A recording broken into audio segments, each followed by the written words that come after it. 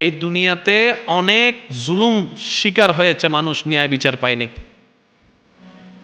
একটু খেয়াল করে দেখেন, ন্যায় বিচার এর দ্বারে ওর দ্বারে কত আকুতি মিনতি, হাত জোর পা জোর করে ন্যায় বিচার পাই নাই। কেন?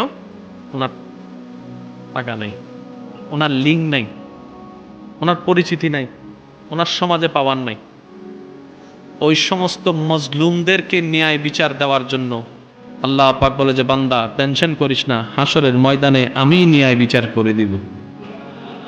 পরিষ্কার কলব ছাড়া রবের সাথে সম্পর্ক যুক্ত হবে না।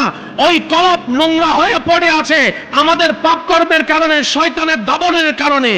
আল্লাহর ওয়ালিদের পরামর্শে, নবীর সুন্নতকে সাথে নিয়ে, আল্লাহর আদেশকে সাথে নিয়ে ওই পথ এগোতে পারলেই ভিতরটা আস্তে আস্তে পরিবেশ পরিষ্কার হয়ে যাবে। বলেন না সুবহানাল্লাহ। শিক্ষায় জাতির মেরুদণ্ড সবাই বলে। একটা অমানুষকে মানুষ বানানোর জন্য শিক্ষার দরকার, তাই বিদ্যালয়ের দরকার, কোনো সন্দেহ নাই। কিন্তু এটাও তো ভেবে দেখা দরকার, কোন বইটা পড়লে অমানুষ মানুষ হওয়া যায়। হাট্টিমা টিম টিম পড়ে তার অমানুষ মানুষ হওয়ার সুযোগ, আর একটু জোরে বলেন না, থাকবো না বদ্ধ করে এটা পড়ে তার অমানুষ মানুষ হওয়া যাবে না। এবিসিডি পড়ে তো মানুষ মানুষ হওয়া যাচ্ছে না। যে শিক্ষায় অমানুষ থেকে মানুষ বানায়, ওই শিক্ষাটা হচ্ছে মদিনাওয়ালার শিক্ষা। আর একটু জোরে বলেন না সুবহানাল্লাহ। এবার খেয়াল করুন, আমাদের চতুর্দিকে যে অশান্তি, সেটা কিসের কারণে? আমাদের বাহির নষ্ট হয়েছে না ভিতর? ভিতর নষ্ট হলে বাহির অটোমেটিক নষ্ট হয়ে যায়। সেজন্য আমরা অনেক সময় বলি, ইটের ভিতরে এক কান, বাইরের এক কান। হয় না? হয় না? ইটের ভিতরে এক কান, বাইরের এক কান। তার মানে মানুষ 6 নম্বর, পেছনে মাথা আরো জোর অনা, মানুষ 6 নম্বর, 2 নম্বর মানুষ। এবার বান্দার বাহিরের সাইটের জন্য আল্লাহ যে ইন্তজাম করে দিয়েছেন, এবার বান্দা বলে যে, মওলা আমার ভিতরটার জন্য কোন একটা ব্যবস্থা করে দাও না। আল্লাহ তাআলা বান্দার ভিতরের সেক্টরে কাজ করার জন্য আল্লাহর পক্ষ থেকে যাদেরকে মনোনয়ন দিয়েছেন, ওনারাই হচ্ছে নবী, ওনারাই হচ্ছে রাসূল, ওনারাই হচ্ছে সাহাবায়ে কেরাম, ওনারাই হচ্ছে আহলে বায়েত, ওনারাই হচ্ছে আউলিয়ায়ে কেরাম। ওয়া কুনু মা'আস সাদিকিন ওয়ালা। চিৎকার দিয়ে বলেন সুবহানাল্লাহ। একজন আল্লাহর ওলির দরকার কি? আমাদের ভিতর জগৎ পরিষ্কার করার জন্য। একটু জোরে বলেন না রে ভাই। একজন আল্লাহর ওলি বন্ধুর, আল্লাহর বন্ধুর সাথে আমাদের সম্পর্ক একটাই কারণ, ওনার সাথে বসবো, ওনার কাছে যাব, ওনার থেকে শিখবো, ওনার পরামর্শ মানব, শুধু নিজের ভিতরটাকে পরিষ্কার করার জন্য।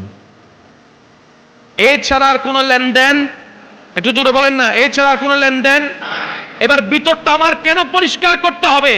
কারণ রবের সাথে সুসম্পর্ক করার জন্য পরিষ্কার ভিতর লাগবে। পরিষ্কার কলব ছাড়া রবের দরবারে যাওয়া যাবে না। পরিষ্কার কলব ছাড়া রবের সাথে সম্পর্ক যুক্ত হবে না।